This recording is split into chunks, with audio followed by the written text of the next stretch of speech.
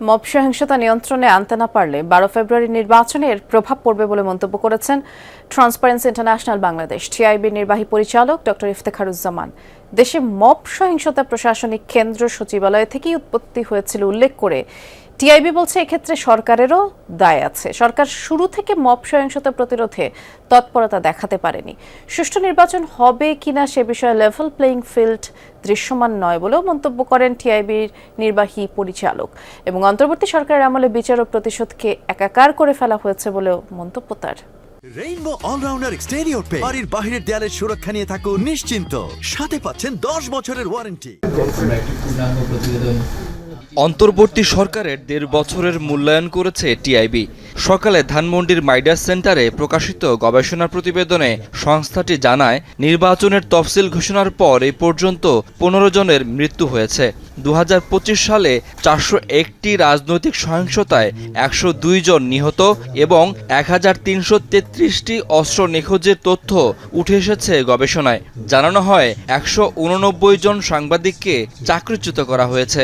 সাংবাদিকদের এক মামলায় গ্রেফতার করে জড়ানো হয়েছে আরেক মামলায়। গণমাধ্যমের যে কর্মীরা যাদেরকে হত্যাকাণ্ডের সাথে জড়িত থাকার অভিযোগে অভিযুক্ত করে ঢালাওভাবে মামলায় সম্পৃক্ত করে আটক রাখা হয়েছে।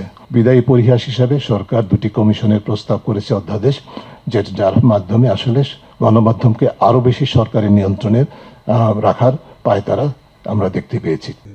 ডক্টর ইফতেখার বলেন, সরকারের সর্বোচ্চ পর্যায় থেকে সম্পদের হিসাব না দেওয়ার কারণে স্বচ্ছতা জবাবদিহিতা লঙ্ঘন হয়েছে। পাশাপাশি বিচারের বিষয়ে প্রশ্ন আছে বলেও মন্তব্য করেন তিনি। বিচার এবং প্রতিশোধ দুটির মধ্যে এক ধরনের একাকার করে হয়েছে।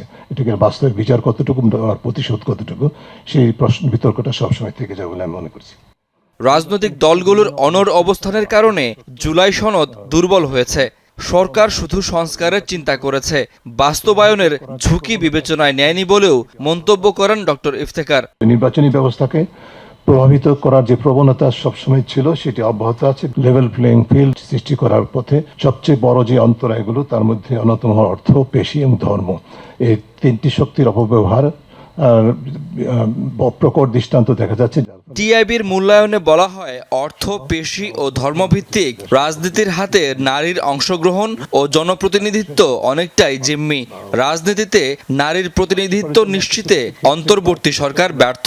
অন্তর্বর্তীকালীন সরকারের গত 1.5 বছরে বাংলাদেশে অত্যন্ত হতাশাব্যঞ্জক একটা চিত্র আমরা দেখেছি। শাকিল হাসান, যমুনা নিউজ, ঢাকা।